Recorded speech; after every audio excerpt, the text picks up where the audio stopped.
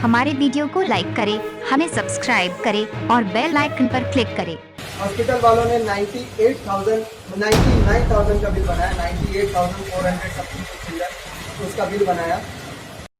धन्यवाद में आप सभी का स्वागत है। मैं हफीज़ पठान। जैसे कि आप सभी लोगों को पता है कि खालसेकर हॉस्पिटल जो है मुंब्रा में वो कोरोना वायरस हॉस्पिटल बन चुका है, लेकिन वहाँ पर कोरोना वायरस की किस तरह ट्रीटमेंट हो रही है, क्या पेशेंट वहाँ से ठीक हो क्या रहे या नहीं, या कितने की बिल बन रही है, किस तरह लूटमार हो रही है, ये अपने आप में एक सबसे बड़ा सवाल था। लेकिन वहाँ पर कोरोना वायरस से कुछ लोगों की मौत हुई है और हमारे साथ जो शख्स मौजूद है उनके पिताजी की मौत हुई है। अब उनकी कितनी बिल चार्जेस बने थे और किस तरह का ट्रीटमेंट हुआ था, ये हम जानकारी जानते हैं उनसे। सर, क्या नाम है आपका और आपके पिताजी की कब मृत्यु हुई, कब उनको एडमिशन हुआ था और कितने के बिल चार्जेस बने, क्या जानकारी दोगे इस बारे में? जी अस्सलाम वालेकुम, मेरा नाम इब्राहिम है और मेरे अब्बा का नाम हामिद रज़ा है। और मेरे अब्बा को 17 तारीख को हल्का फीवर आ रहा था, तो हमने प्राइम केयर डॉक्टर सुल्तान से कंसल्ट किया और उनको दिखाया, तो उन्होंने दवा वगैरह लिख के दी, तो उससे डैडी का बुखार चला गया। 2 दिन तक बुखार नहीं था उनको, 17-18। तो डैडी को हल्की सी कमज़ोरी महसूस होने लगी, तो हमने 19 तारीख को वापस से गए, उनको दिखाया सुल्तान सिंह को। तो उन्होंने सुबह शाम इंजेक्शन चढ़ाने के लिए बोला, तो इंजेक्शन चल रहा था, तो उनको यही कमज़ोरी के कारण सुल्तान सर ने हमको कहा कि एक कोविड का टेस्ट करा लो, कोविड का शक मुझे लग रहा है। तो उन्होंने एक्सरे लिख के दिया था, चेस्ट एक्सरे। तो हमने एक्सरे करवाया, एक्सरे करवा के उनको दिखाया, तो उन्होंने बोला कोविड का भी चेक करवा लो। तो हमने 20 तारीख को कोविड का चेक करवाया, 20 तारीख को कोविड का चेक करवाया, तो 21 तारीख की रात में कोविड उनको पॉजिटिव निकला। तो हम लोग बहुत परेशान हो गए कि हम लोग तो घर से बाहर भी नहीं निकलते थे और अब्बा तो खास तौर के घर में रहते थे। तो खैर उनको पॉजिटिव निकला, तो हम लोग पहला हमारा स्टेप ये था कि उनको हम किसी अस्पताल में एडमिट करें। तो हम सबसे सलाह मशवरा किया, सलाह मशवरा करने के बाद हम लोगों ने उनको कालसेकर में 22 तारीख को, 21 तारीख की रात में 22 तारीख की सुबह हम लोगों ने 1:30 बजे कालसेकर हॉस्पिटल में उनको एडमिट किया। तब अब्बा को सिर्फ कमज़ोरी थी और बुखार वगैरह कुछ नहीं था और उनको सांस लेने में भी कोई दिक्कत नहीं हो रही थी। तो हम लोगों ने उनको डिलक्स रूम में एडमिट किया। डिलक्स रूम में एडमिट करने के पहले मैं जब हॉस्पिटल में गया अब्बा को लेके, अब्बा को व्हील चेयर पर बैठाया, तो कम से कम 3-3.5 घंटा हम लोगों को बाहर रुकना पड़ा। उनका क्या प्रोसीजर क्या है, सबसे पहले तो उन्होंने बोला कि पैसे भर के आओ, बिलिंग काउंटर वहाँ इतना दूर है। तो हम गए वहाँ पे 60,000 रुपये पेमेंट करके आए। फर्स्ट इंस्टॉलमेंट जो है आपका वो 60,000 का था? जी 60,000, ये बिल भी है हमारे पास, 60,000 रुपये का बिल है। तो 60,000 रुपये भरे, फिर हमने डॉक्टर को अब्बा को अंदर भेज दिया। फिर उसके बाद हमारी परिवार की और मेरी खुद की अब्बा से कुछ भी मुलाकात नहीं हुई, सिर्फ उनके पास एक छोटा सा फ़ोन दिया गया था जिनसे हमारी बातचीत होती थी। खैर रात में उनको एडमिट कर लिया गया। फिर सुबह हमारी बातचीत हुई, सुबह वो कह रहे थे कि ठीक है, हमारी तबीयत ठीक है। फिर दूसरे दिन 22 तारीख को वो कहने, हमारी बातचीत हो रही थी लगातार उनसे, तो कहने लगे कि हमको आईसीयू में शिफ्ट कर दिए गए हैं, कि मेरे को सांस लेने में थोड़ी सी दिक्कत आ रही है। तो डॉक्टर से भी हमने बात की थी, डॉक्टर का कहना ये था कि इनको सांस लेने में दिक्कत आ रही है। हम लोगों ने डॉक्टर से भी बात की, हम लोगों ने कहा कि हम यहाँ थे तो डॉक्टर ऐसी कुछ भी दिक्कत नहीं थी। खैर अब अगर आ ही गई है तो उनको अच्छे से अच्छा ट्रीटमेंट दीजिए। तो हम लोग फिर उनसे बातचीत करते रहे और फिर 24 तारीख को रात में उनका फ़ोन आया। हमारी बातचीत हमेशा होती थी, तो वो काफ़ी घबराए हुए थे। 25 तारीख को रात में उनका फ़ोन आया तो काफ़ी घबराए हुए थे। वो कह रहे थे कि ऑक्सीजन लगने के कारण उनकी वॉइस, हमारे पास रिकॉर्डिंग है, लेकिन उनकी आवाज़ साफ तौर पे आ नहीं पा रही थी। हम लोगों को इतना समझ में आया कि नहीं, मुझे यहाँ से जल्दी निकालो, मुझे यहाँ पे ठीक नहीं लग रहा है। यहाँ पे सुबह सुबह कुछ चढ़ाते हैं तो मेरी सांस ऊपर नीचे होने लगती है, ऐसा सब वो बोल रहे थे। बट खुली तौर पे से क्या हुआ, क्या चढ़ाते हैं, क्या ऐसे तौर पे क्लियर नहीं हो पाया है। मतलब ये बोल सकते हैं क्या हॉस्पिटल का कुछ राज खोलना चाहते थे लेकिन वो राज खुल नहीं पाया और तुरंत मौत हो गई? जी हो सकता है। तो 25 तारीख को ये उन्होंने बताया। तो रात में हम लोगों ने काफ़ी हॉस्पिटल में, जो मुंबई के जितने भी हॉस्पिटल है, हमने पता किया कि कहाँ पे बेड खाली है ताकि उनको वहाँ से निकाल के शिफ्ट कर सकें। बट हम लोगों ने काफ़ी जगह ट्राई किया, काफ़ी मशक्क़त की, बट कोई मतलब कहीं रास्ता नहीं मिल पाया हम लोगों को, तो हमने उनको वहीं रहने दिया। 26 तारीख की सुबह मुझे 11 बजे फ़ोन आया, 10 से 11 बजे के बीच में अब्बा का फ़ोन आया बोले बेटा क्या हुआ, देखा क्या तुमने जगह कहीं पे बेड वेड खाली है, होली फैमिली कहीं पे भी? तो हमने अब्बा को बोला, इत्मीनान दिलाया कि नहीं अब्बा खाली नहीं है, आप वहीं रहिए, हम डॉक्टरों से बातचीत हो रही है। और अब्बा बोले नहीं बेटा मेरे को यहाँ से निकालो, मैं अभी 4 जन गए। मैं बोला 4 जन गए मतलब क्या? बोले 4 जन ऊपर चले गए। तो मैं बोला डैडी आपके साथ ऐसे हो रहा है क्या? उसकी रिकॉर्डिंग भी हमारे पास है। तो बोले मैं परेशान हूँ बहुत, मुझे डर लग रहा है, मेरे को यहाँ से निकालो, 4 जन चले गए। तो मुझे ये जानना है कि कालसीकर हॉस्पिटल में अगर कोई पेशेंट के सामने अगर आप किसी डेड बॉडी को रैपिंग या जो कुछ भी उनको दिखा हो जिसके वजह से वो डर रहे हैं, घबरा रहे थे, तो ये चीज़ नहीं होना चाहिए। एक तो पेशेंट की फैमिली इतनी दूर है, वो अकेले हैं और उनके साथ इतनी बड़ी बीमारी जूझ रही है, वो बीमारी से लड़ रहे हैं, उसमें ये घबराहट पेशेंट को और मार दे रही है। तो यही कुछ मेरे अब्बा के साथ भी हुआ। तो मैं तुरंत मैं हॉस्पिटल गया, हॉस्पिटल से परमिशन वहाँ की सीईओ जो है आफरीन सौदागर, उनको फ़ोन किया। खैर परमिशन तो मुझे मिली नहीं गाइडलाइंस के तौर पे, तो मैंने ज़्यादा फोर्स नहीं किया। बट मैं हॉस्पिटल में ही था, यहाँ से निकल गया घर से निकल गया 11-12 बजे, 1 बजे 2 बजे तक मैं वहीं था। तो 2 बजे मैं हॉस्पिटल में ही था, मशक्क़त कर रहा था उनसे मिलने की कि मुझे पीपी किट पहना दीजिए। मैं पीपी किट खरीद के अपने पैसे से पहन के उनका जायजा लूँ कि उनको क्या तकलीफ है, क्योंकि फ़ोन पे उनकी बात सुनाई में नहीं आ रही थी। मतलब आपने पूरी कोशिश की है कि अपने पिताजी से मिलने की, जी। क्या हालत है वहाँ पर और किस तरह ट्रीटमेंट हो रहा है, लेकिन आपको कुछ भी चीज़ नहीं मिली और कुछ भी सहूलत नहीं मिली, जी, मुझे कुछ भी किसी की भी परमिशन नहीं मिली।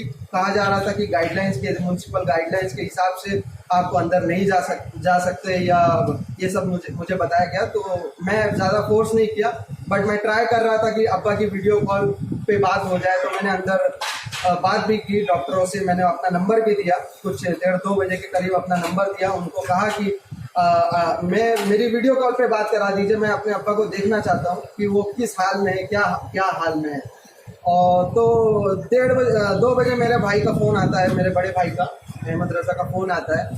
वो मुझे बताते हैं कि अभी आईसीयू से फ़ोन आया है और उनका 1:30 बजे दे देंगे। तो मैं काफ़ी हैरान हो गया, उस वक्त परेशान हो गया। तो मेरी बस यही अपील है कि मैं इस इंटरव्यू देने का सिर्फ यही मकसद है कि जो मेरे साथ हुआ वो किसी और के साथ ना हो। और इस 5 दिन में 22 तारीख को उनको हमने एडमिट किया था सुबेरे, मतलब 21 तारीख की रात में 22 तारीख की सुबह उनको एडमिट किया था और 26 तारीख को उनकी मतलब कल उनकी डेथ हो गई। और हॉस्पिटल वालों ने 99,000 का बिल बनाया, 98,400 समथिंग उसका बिल बनाया।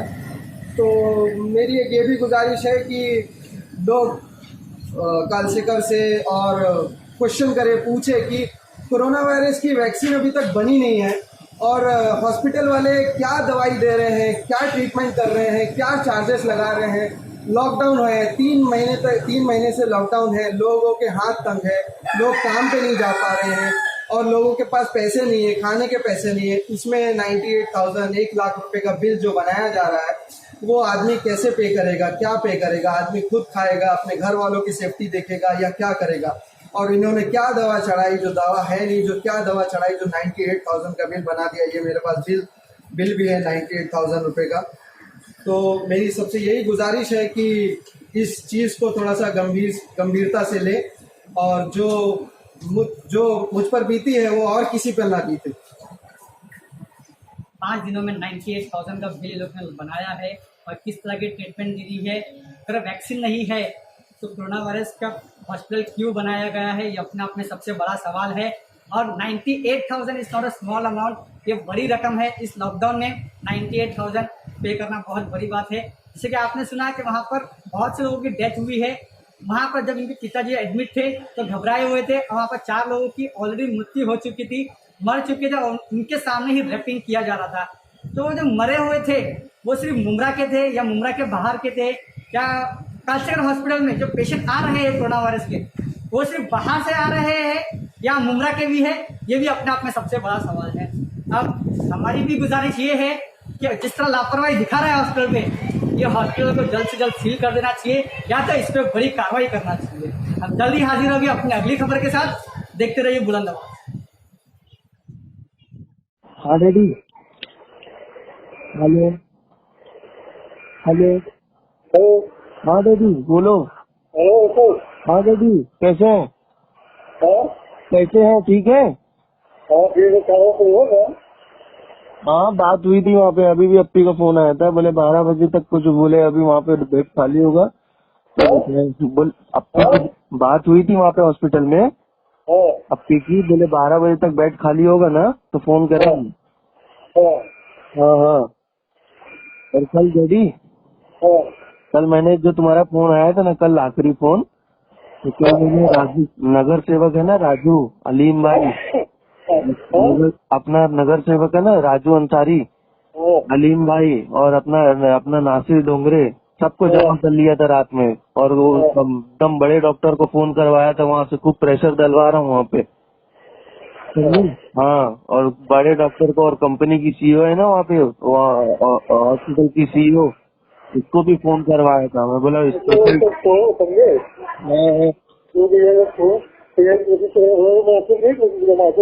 मासूम मामू से नहीं हुआ कुछ, क्योंकि सब हॉस्पिटल में, मैं भी बात किया, मामू भी बात किया। कोकिला बेन में नहीं ले रहे रेडी, नहीं ले रहे, कोकिला बेन में नहीं ले रहे। बात करके जाओ, देखो पहचान वाले मिले तो नहीं, वहाँ कोकिला बेन में वो बात किया नहीं हो रहा है। बाकी जुपिटर में भी मैंने बात किया और दूसरे हॉस्पिटल में भी मैंने बात किया, वहाँ पे सब वही बोल रहे हैं कि बेड खाली नहीं है, बेड खाली नहीं है। मैंने लीलावती में भी बात किया, बेड खाली नहीं है, बेड खाली नहीं है। अभी तो हाँ 4 जन को हाँ क्या बोले डैडी, बोलो। 4 जन को गए 4 दिन हाँ क्या बोल रहे? 4 जन गए ऊपर चले गए, खत्म हो गए। हाँ और मुझे डर लग रहा है कि तुम लोग तो बोल रहे हो जब देखो और कहीं दूसरी करो। नहीं डैडी बिल्कुल घबराइए नहीं। नहीं डैडी घबराओ मत डैडी, घबराओ मत, मैं कर रहा हूँ डैडी, अरेंजमेंट कर रहा हूँ। अच्छा वहाँ पे ना जैसे होली पड़ी। हाँ होली फैमिली में कल वो लोग गए थे, हमारे साथ जोड़े वो लोग। बोले सलमान आजाद को बोलो पैसे लगे रहे। हाँ डैडी हाँ।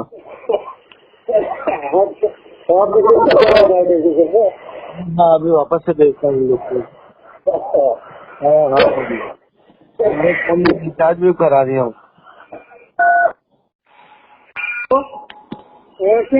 हाँ डैडी, हाँ डैडी बात हुई, मामू से भी बात हुई, अप्पी से भी बात हुई, सब जगह बात हुई, तो कोई हॉस्पिटल डैडी खाली नहीं है। मामू भी बात कर रहे हैं, माशुक मामू अभी। और होली फैमिली में भी डैडी बात हुई, होली फैमिली में बेड खाली नहीं है, मेरी खुद पर्सनल बात हुई, और वो फरुकाइन से भी बात हुई है। हाँ एक आध बेड खाली करवाएंगे डैडी। वहाँ ये हॉस्पिटल वालों से भी बात हुई है जहाँ पे तुमको रखे हैं, वो बोल रहे हैं कि जो है ना चाचा को जब वो ऑक्सीजन निकाल रहे हैं तो उनको दम लग रहा है।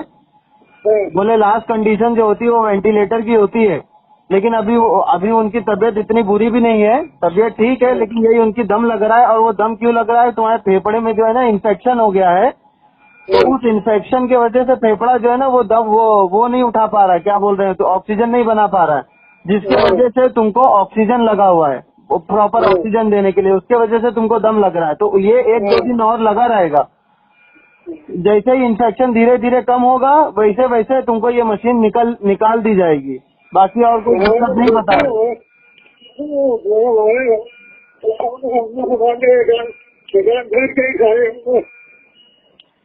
हाँ बात तो कर रहा हूँ डैडी, मैं मासूम माऊ से भी बात कर रहा हूँ। नौशाद भाई को बोलो बेड खाली कराने के लिए। क्या बोल रहे हैं? आवाज क्लियर नहीं आ रही डैडी। हाँ नौशाद भाई को। अच्छा वहाँ तुमको नहीं आराम मिल रहा है डैडी, वहाँ नहीं रहेंगे? अच्छा डैडी ठीक है डैडी, ठीक है डैडी, ठीक है हम लोग इंतजाम। हाँ डैडी, हाँ ठीक है डैडी, ठीक। वही हमारे सामने वही चाहिए, हमारे सामने ठीक है डैडी, ठीक। जल्दी जल्दी आ जाओ। हाँ हाँ हाँ डैडी।